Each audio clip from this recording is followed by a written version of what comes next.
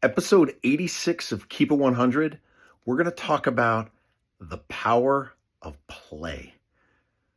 You read a lot of stories and books about children and the way they're sort of limitless in their imagination. The world or their experiences haven't held them down and shackled their creativity because they just play and they imagine. If they fall, they get back up. And if they can't go through one door, they find another door. They're just infinitely imaginative. And as we get older, that's a skill we all kind of lose, unfortunately, but there are ways to develop it and take it further.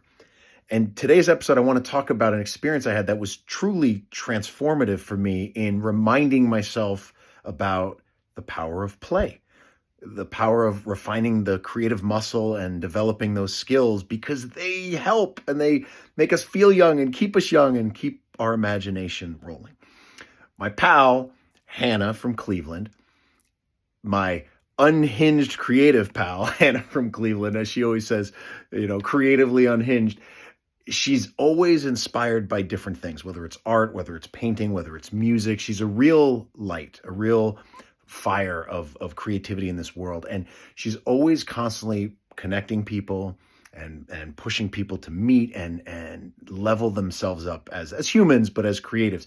And she gave me a book recently from somebody she knew, Below the 8-Foot Rim. And it's a story about a under 8 basketball league. And it's hilarious and it's true. And it takes place in Cleveland. And I just laughed and enjoyed it so much. And I was like, I got to meet this guy. And Hannah's like, you do got to meet this guy.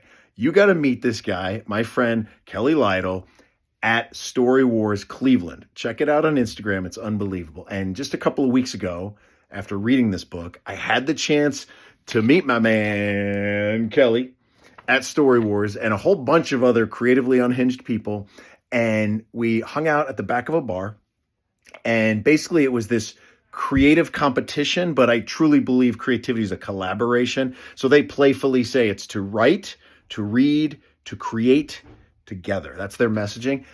But it is a competition in the sense you get there and they say, all right, here you go. We're pulling out a prompt.